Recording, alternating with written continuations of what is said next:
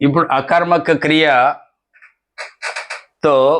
సామాన్య భూతకాలంలో వాక్య నిర్మాణం అంటే తెలుసుకున్నాం. ఇప్పుడు సకర్మక క్రియ, అకర్మక క్రియ అయినా సకర్మక క్రియ అయినా సామాన్య భూతకాల కృదంతాలు ఇవే. కానీ కొన్ని సకర్మక క్రియల్లో కొంచెం మార్పు వస్తుంది. దే సకర్మ క్రియ ప్లస్ ఆ ఇలా రాసినప్పుడు దేలో ఏ ఉంది, ए से अंध होने वाले धातुओं के साथ आ लगाने से दे ई के रूप में बदल जाता है और या जोड़ना पड़ता है. ये ఈగా మారుతుంది, యా అనే చేర్చాలి. దే ప్లస్ ఆ దియా, దే ప్లస్ ఏ ఇజ్ ఈక్వల్ దియే. దే ప్లస్ ఈ విశేషమైనటువంటి నియమాలు ఇవి మీరు గుర్తుంచుకోవాలి. ఈ ది, దే ప్లస్ ఈ ది. దే అంటే ఇచ్చు, భూతకాలంలో దియా అంటే ఇచ్చెను, దియే అంటే ఇచ్చిరి, ది అన్నా ఇచ్చెను, ది అన్నా ఇచ్చిరి బహువచనం. ఇప్పుడు కర్త యొక్క లింగ వచనాలను అనుసరించి మారువి, కర్మ యొక్క లింగ వచనాలను అనుసరించి మారుతాయి. ఇప్పుడు ఇంకో క్రియ చూద్దాం. లే ప్లస్ ఆ, ఇదే పద్ధతి. లియా, లే ప్లస్ ఏ లియే, లే ప్లస్ ఈ లీ, లే ప్లస్ ఈ లీ. ఇంకొక రెండు క్రియలు ఉన్నాయి.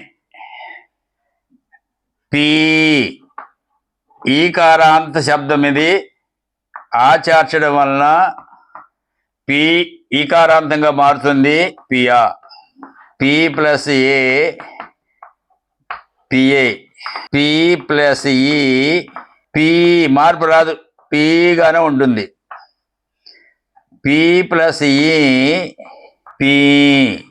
అలాగే కర్ అకారాంతమైన కానీ దీంట్లో కొంచెం మార్పు వస్తుంది.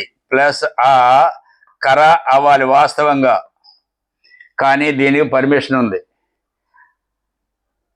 కర్ర ప్లస్ ఇయా కియా, కర్ ప్లస్ ఏ కియే, కర్ ప్లస్ ఈ కీ. ఈ విషయం మీరు గుర్తుంచుకోండి. కీ అంటే యొక్క షష్ఠి విభక్తి సంబంధకారక్ చిహ్న కీ. ఎందుకంటే మన నేపథ్యం చెప్పేటప్పుడు ఈ నాలుగు గురించి जब नेक प्रयोग के बारे में एक एक नियम के किस प्रकार अप्लाई करना है, उपयोग करना है, इससे किस प्रकार परिवर्तन आता है, इसके जानने के पहले ये सब चार क्रियाओं के साथ भूतकाल कृदंत लगाने से क्या परिवर्तन आता है उसको जान लेना पड़ेगा. ఇప్పుడు సకర్మక క్రియ భూతకాల్ నేపథ్యంలో ఒక్కొక్క నియమాన్ని అప్లై చేసుకుంటూ వద్దాం. మొట్టమొదటి చెప్పాను, నేపథ్యం చెప్పినప్పుడు సామాన్య భూతకాలంలో ఒక్కొక్క నియమాన్ని ఏ విధంగా అప్లై చేయాలో చెప్పు. ఎందుకంటే సకర్మ క్రియ పడ్ లెక్కు అన్ని చాలా సకర్మ క్రియని ఇచ్చున్నా నేను. వీటిని తర్వాత ఇచ్చుకుందాం. ఇక్కడ చూడండి, నేను ఇచ్చానని పెడదాం. పోనీ చేసి తిని, నేను చేసి తిని. మై అనేది ఏంటో తెలియదు, స్త్రీలింగమా పుల్లింగమా అని ఏదో తెలియదండి. దాని లింగం తెలిసి ఇచ్చిన మాత్రం ఏకవచనం. చేసు అంటే కర్, అది సకర్మ క్రియ. ఫస్ట్ నియమం భూతకాల్, కాలం భూతకాలం, क्रिया सकर्मक, क्रिया सकर्मक कर्ता के साथ ने का प्रयोग होता है. कर्तवरु मई, मई प्लस ने प्लस कर सकर्म क्रिया अंतवరకు వచ్చింది. कर्ता के साथ नेक्स्ट రెండో నియమం, कर्ता के साथ जब ने का प्रयोग होता है तब वाक्य में क्रिया कर्ता के लिंग वचन के अनुसार न बदलकर केवल कर्म के अनुसार बदलती है। कर्म లేదు, కర్మ లేదు. కర్మ కూడా పెట్టుకుందామంటే తర్వాత పెట్టి చూపిస్తాను ఎలా కర్మ మారిస్తే ఎలా ఉంటుందో. కర్మ లేదు కాబట్టి మూడో పాయింట్కి వెళదాం.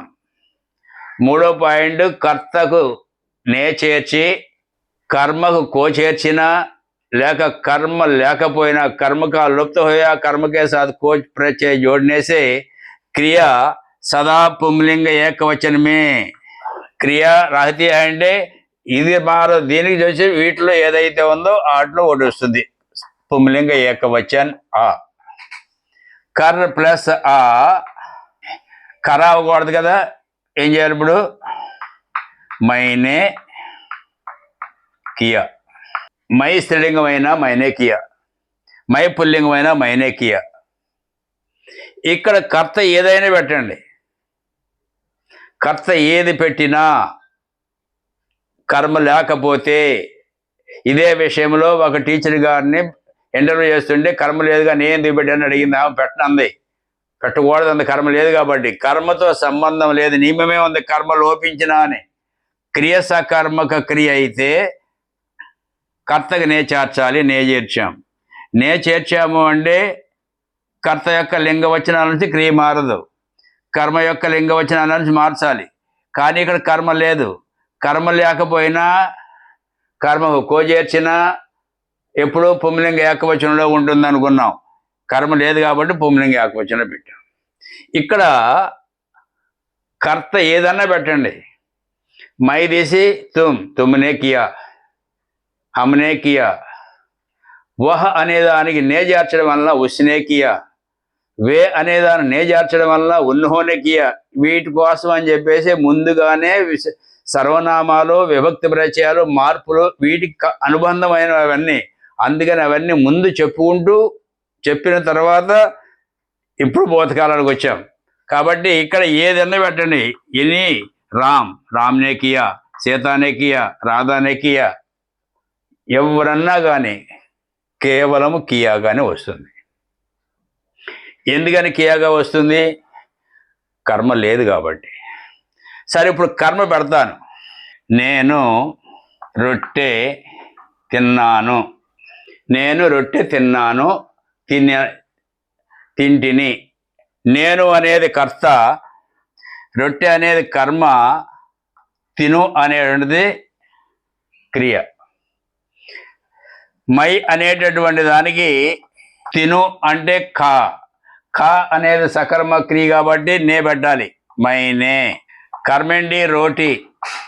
ఇప్పుడు మనం అసలైనటువంటిది ఇది తెలుసుకుంటే భూతకాలంలో తేలిగ్గా రాయొచ్చు. రోటీ ఏ లింగం? ఖాద్య పదార్థాలన్నీ ఎక్కువగా పుల్లింగాలని చెప్పాను, కానీ ఏకారాంతం ఉంది కాబట్టి అది స్త్రీలింగం. రోటీ స్త్రీలింగం అని నాకు తెలుసు కాబట్టి ఖా అనేటటువంటి దానికి ఈ చేరుస్తున్నా, ప్లస్ ఈ. అంటే మైనే రోటీ ఖాయి. ఇది కరెక్ట్. మైనే రోటీ ఖాయి. ఇప్పుడు రోటీ మార్చొద్దు, కర్త మార్చండి.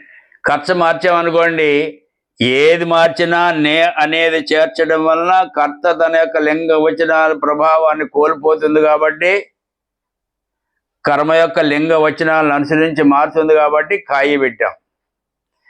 ఇక రామ్ పెట్టినా రామ్నే ఖాయి, రామ్నే రోటీ ఖాయ.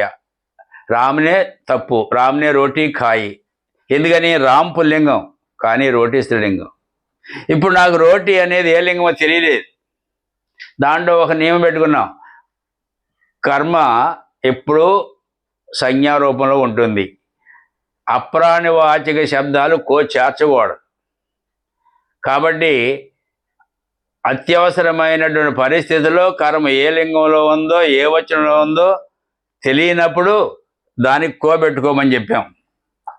తప్పే. కానీ ఈ తప్పు రాసేదానికంటే ఇది బెటర్ అని చెప్పేసి పిల్లలకి అర్థం అవడానికి రోటీ కో ఖాయా. వాస్తవంగా పెట్టకూడదు. తప్పు రాయకుండా ఉండడానికి ఇప్పుడు యూజ్ చేస్తున్నాం. భాష సరళీకృతం ప్రజల యొక్క మనోభావాలకి అనుగుణంగా భాషలో కూడా పరివర్తన వస్తుంది. కాబట్టి మైనే రోటీకో ఖాయా, మైనే రోటీకో ఖాయా అన్నా, మైనే రోటీ ఖాయి అన్నా, నేను రొట్టె తిన్నాను, దాంట్లో మార్పు లేదు. ఇక్కడ మై బదులు తీసు రామ్నే రోటీ ఖాయి, ఎందుకని రాముడు పుల్లింగం అయినప్పటికీ రోటీ స్త్రీలింగం కదా, అందువలన ఖాయి. తెలియలేదు కాబట్టి రోటీ ఎక్కువ పెట్టాం కాబట్టి ఖాయా పెట్టాం. అంటే ఇప్పుడు మనం 3 నియమాలు నేర్చుకున్నాం. భూతకాలం అవ్వాలి, క్రియ సకర్మకం అయితే కర్తకని అనుకున్నాం. ఇది భూతకాలంలో ఉంది, మై అనేది కర్త, నే చేర్చాం. కర్ర అనేది సకర్మ క్రియ, మైనే ఇక్కడ కర్మ లేదు కాబట్టి, 3వ నియమంలో కర్మ లేదు కాబట్టి కియా అని పెట్టాము. ఎందుకని కర్త నే చేర్చిన తర్వాత వాక్యంలో ఉన్న కర్మ ఏదైతే ఉందో దాని యొక్క లింగ వచనాలను అనుసరించి క్రియ మారుతుంది కాబట్టి. ఇక్కడ కర్మ లేదు కాబట్టి పుల్లింగ ఏకవచనంలో ఉంచు. 3వ నియమం ఏంటి? వాక్యంలో वाक्य में कर्म कर्म का लुप्त हो या कर्म के साथ को जोड़ने से सदा पुंलिंग ఏకవచన में క్రియ रहती है అని. అంటే వాక్యంలో కర్మ లోపించినా కర్మ కో చేర్చినా ఎప్పుడూ పుంలింగ ఏకవచనంలో ఉంటుంది క్రియ. క్రియ అనేది కంప్లీట్ మారిపోయింది. దీని మూల ధాతువు కర్, కర్ ప్లస్ ఆ కియా. ఇక్కడ వచ్చేమో కర్మ పెట్టాం, రొట్టె. రొట్టె ఎందుకు పెట్టాం? మనకి నియమం తెలియాలి కాబట్టి.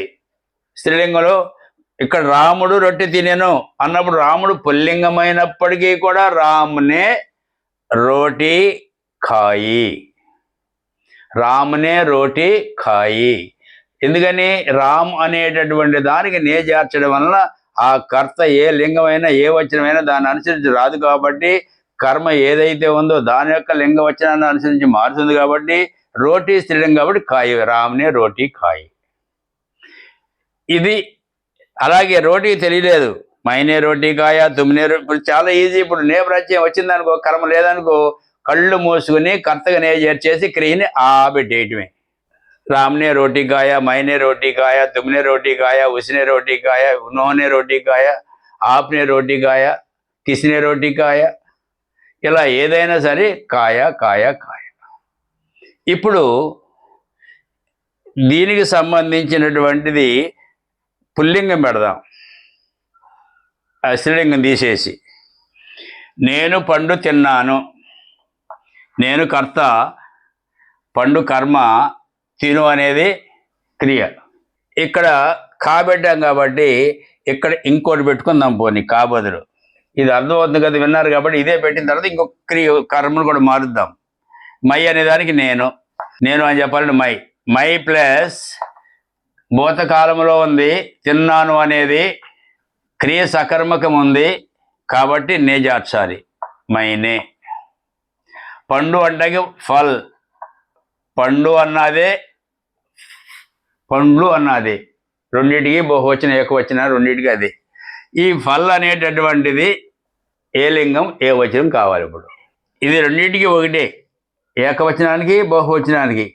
ఏకవచనం అనుకుందాం అంటే మైనే అనేది వచ్చింది కాబట్టి దీనితో సంబంధం లేదు కాబట్టి దీని యొక్క లింగ వచనాలను అనుసరించి మారాలి కాబట్టి ఇది ఏకవచనం అనుకుంటే ఏమవుతుంది?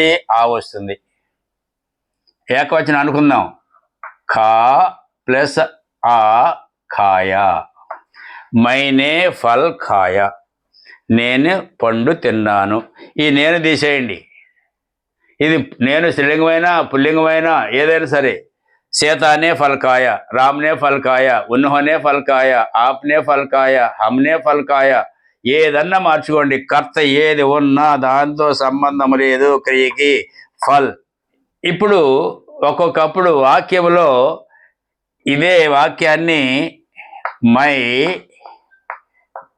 నే ఫల్ ఖాయే అని చెప్పాను. రెండింటికి ఇదే కాబట్టి ఏకవచనానికి ఫల్లే, బహువచనానికి ఫల్లే. పుల్లింగ ఏకవచనం అనుకున్నాం, పుల్లింగ బహువచనం అనుకున్నాం. ఏ చేర్చాలి కాబట్టి కాయే. ఒకవేళ ఇది మనకు తెలియదు, అప్పుడు దీన్ని కోబెట్టుకోవాలనుకున్నాం. ఇంతకుముందు నియమాల్లో చెప్పుకున్నాం, అకారాంత వచనంలో చెప్పుకున్నాం. అకారాంత అంటే హల్లందుగా ఉన్నటువంటి వాక్యం దీంట్లో పదానికి ఏదైనా విభక్తి ప్రత్యయం చేరిస్తే ఏకవచన రూపంలో మారదు కానీ బహువచన రూపంలో మారుతుంది అని. ఇది ఊరినే ఫలకి కోబెట్టి చూద్దాం. కోబెట్టడం వల్ల ఇక్కడ కాయాలు ఏం మార్పు లేదు, అదే వస్తుంది. ఎందుకని ఇక్కడ మనం కో పెడుతున్నాం. ఏమని రాస్తాం? మైనే ఫల్కో కాయ. కోబెట్టాం ఇక్కడ అనుకోండి. ఇక్కడ కోబెట్టాం, కాయే ఉంది కాబట్టి ఇది బహువచనం అని మనకు తెలిసింది. నేను రాశాను కాబట్టి. మీకు తెలియదు, పండ్లు అన్నాను. అన్నప్పుడు బహువచన రూపంలో ఉన్నప్పుడు కోచేరిస్తే ఇది ఓంగా మారుతుంది. అప్పుడేమవుతుంది? మైనే ఫలోం కాయ. నాకు తెలిసింది కాబట్టి కాయ అని పెట్టాను, బహువచనం అని. పిల్లలు తెలియలేదు. మైనే ఫలోంకో కాయ. ఇక్కడ ఫల్ బహువచనం అయింది కాబట్టి, హల్లంతిగా ఉంది కాబట్టి ఏకవచన రూపంలో మార్పు రాదు, బహువచన రూపంలో మాత్రం మార్పు వస్తుంది, ఓంగా మారుతుంది. మైనే ఫలోంకో కాయ. ఇక్కడ ఏ కర్తన్న పెట్టుకోండి. అదే రోటీ పెట్టినప్పుడు ఏమైంది? కాయ వచ్చింది. ఇక్కడ ఫల పెట్టినప్పుడు కాయ వచ్చింది. అంటే 3 నియమాలు మనం చూసాం. ఇక్కడ 2 పండ్లు అని రాశాను అనుకోండి, మైనే దో ఫల్ కాయే. ఎందుకని ఇక్కడ ఫల్ తెలియకపోయినా కానీ కాయ అని పెట్టాం. ఇక్కడ దో అనేది ఎప్పుడైతే వచ్చిందో బహువచనం తెలిసిపోయింది మనకి.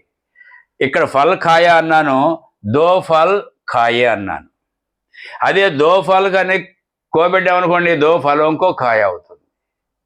అంటే మూడు వచ్చినాయి ఇప్పటికి. భూతకాలం అయి ఉంది, క్రియ సకర్మకం అయి ఉంది, కర్తకు నేజేర్చాం.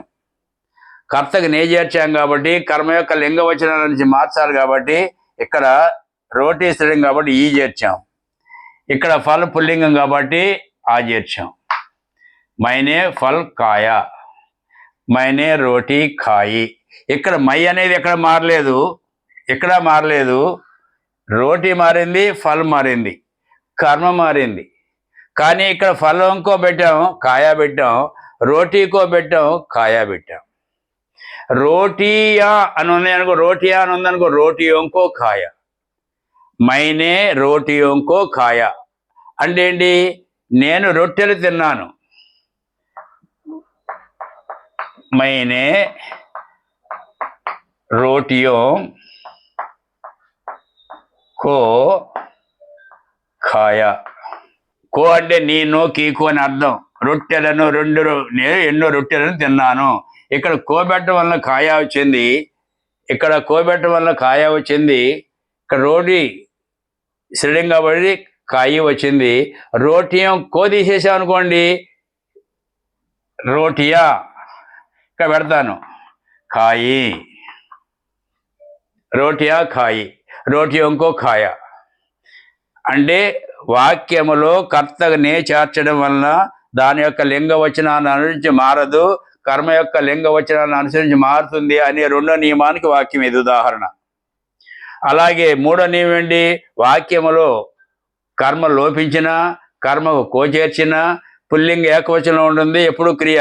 ఇగో మైనే కాయ, కర్మ లేదు. ఇక్కడ మైనే రోటీకో కాయ, కోచేర్చాం, కాయ పెట్టాం. ఇక్కడ కూడా అంతే, మైనే ఫల్ కాయ అన్నాం అనుకోండి, ఫల్ పుల్లింగం. మైనే ఫలోంకో కాయ, మైనే ఫల్ కాయే బహువచనం.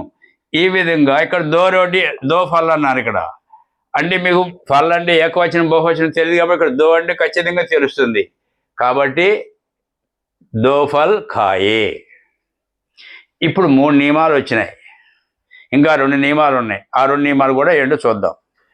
ఇంకొక ఉదాహరణ చూద్దాం. ఇప్పుడు మై అని పెట్టుకున్నాం కదా, ఈ చిన్న పిల్లవాడు కర్త. పిల్లవాడు అనేది కర్త అంటే లడక. చిన్న అన్నాడు చోట, ఈ అన్నాడు యహ్. ఈ అంటే యహ్, ఇది ఇతడు ఈమె. ఈ చోట చిన్న, పిల్లవాడు లడక. పండు అన్నాడు, ఫల్. తిను అంటే ఖా. ఇప్పుడు దీన్ని పరిశీలిద్దాం. భూతకాలంలో ఉంది, తినేను అని ఉంది కాబట్టి భూతకాలం. పిల్లవాడు కర్త, పుల్లింగం ఏకవచనం అని తెలుసు. నీవేంటి మనకి భూతకాలంలో క్రియ సకర్మకం అయితే కర్తగా నే చేర్చాలి. ఇప్పుడు నే చేర్చాను. లడకానే ఫల్. లడక అనేది పుల్లింగ ఏకవచనం కాబట్టి ఏం చేయాలి? ఆ చేర్చాలి. యా చేర్చాను. యా చోట లడకానే ఫల్ కాయ అన్న. కరెక్టేనది. నే చెప్పినటువంటి పైన ప్రకారం చెప్పిన ప్రకారం కరెక్ట్. కానీ నేను చెప్పాను కాకేకి సంబంధకారక ప్రత్యయం ఉపయోగించినప్పుడు నామవాచకముతో పాటు దానికి సంబంధించిన విశేషణం కానీ సారునామిక విశేషణం కానీ మార్పు వస్తుంది అని. దీని ప్రభావం వలన యహ్ ఇసుగా మారుతుంది. యహ్ అనే దానికి విభక్తి ప్రత్యయం చేస్తే దీన్ని క్వాలిఫై చేస్తుంది కాబట్టి, చోట ఆకారాంతం కాబట్టి చోటేగా మారుతుంది. లడక ఆకారాంత పుల్లింగ నామవాచకాలు ఏగా మారుతాయి కాబట్టి లడకే. నే ఫల్ ఖాయ. ఇప్పుడు మేరే, మేరా, చోటా, బేటా, నే, కహాని, లిక్ రాయాలి. లిక్ రాశాను. ఇప్పుడు ఈ వాక్యాన్ని చూద్దాం. లిక్ అనేటువంటిది సకర్మ క్రియ, భూతకాలంలో ఉంది. కర్త ఏంటి? బేటా. మేరా బేటా అన్నప్పుడు చోటా బేటా, బేటా అనేటటువంటి దానికి మేరా అనేటటువంటి దానికి మధ్యలో సంబంధ కారకం ఉంది. మేరా అనేటటువంటి దానికి ఎందుకు వచ్చింది? బేటా పుంలింగ ఏకవచనం కాబట్టి మేరా వచ్చింది. కానీ దీంట్లో ఒక నియమం ఉంది కదా, నేను చెప్పుకున్నాం. సంబంధకారక సంజ్ఞ పుల్లింగ ఏకవచనం అయి ఉండి దాని చివర ఏదైనా విభక్తి ప్రత్యయం చేర్చినప్పుడు ఆకారాంతం ఏకారాంతంగాను, విశేషణాల్లోనూ దాని ముందున్న కే గాను మారుతుందన్నాం. ఇప్పుడు ఈ నే అనేటటువంటిది రావటం వల్ల మేరా అల్లా మేరే. ఎందుకని? సంబంధకారక సంజ్ఞ ఏదైతే ఉందో సంబంధకారక నియమాలు ఇవి. ఇది నే ప్రత్యయం కాబట్టి ఇక్కడ రెండింటికి మధ్యలో ఉంది కాబట్టి ఈ చోటా ఉన్నా లేకపోయినా తర్వాత సంగతి. మేరా బేటా కాబట్టి మేరే బేటే. చోటా అల్లా చోటేగా మారుతుంది, బేటా అల్లా బేటేగా మారుతుంది. నే మేరే చోటే బేటే. ఎందుకంటే ఇక్కడ కనెక్షన్ నే ప్రత్యయంతో బిగిన్ అయింది కాబట్టి, నే ప్రత్యయం కూడా కారక చిహ్నం కాబట్టి సంబంధ కారకలో ఉన్నటువంటి నియమాల్లో బేటా అనేది పుల్లింగం కాబట్టి ఇక్కడ మేరా వచ్చింది.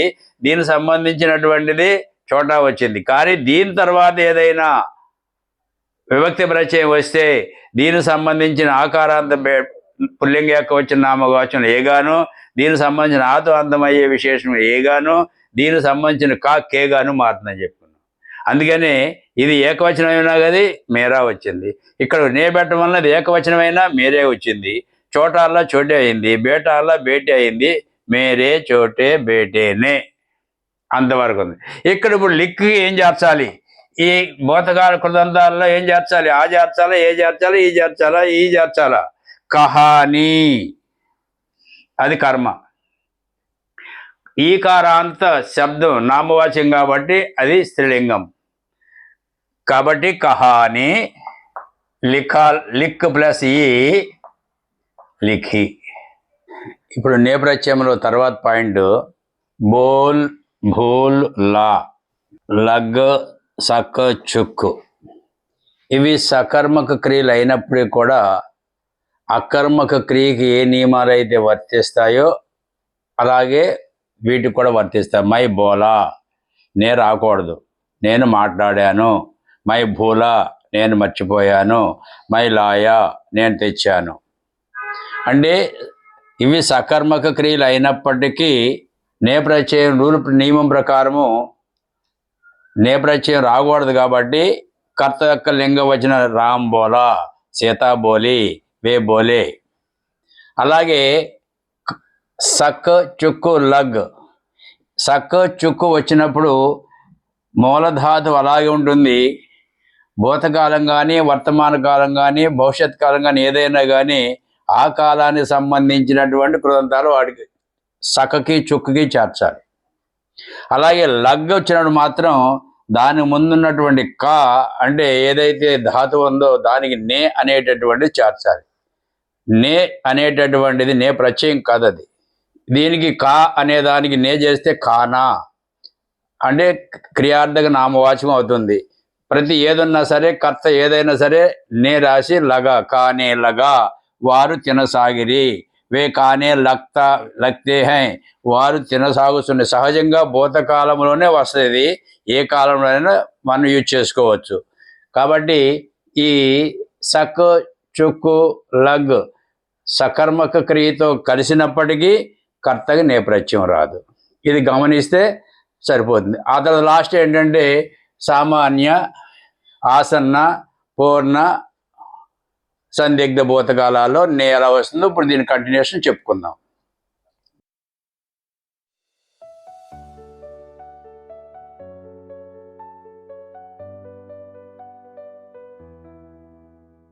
Thank you for watching this lesson. Don't forget to like and share this video, and subscribe to our channel for more educational content.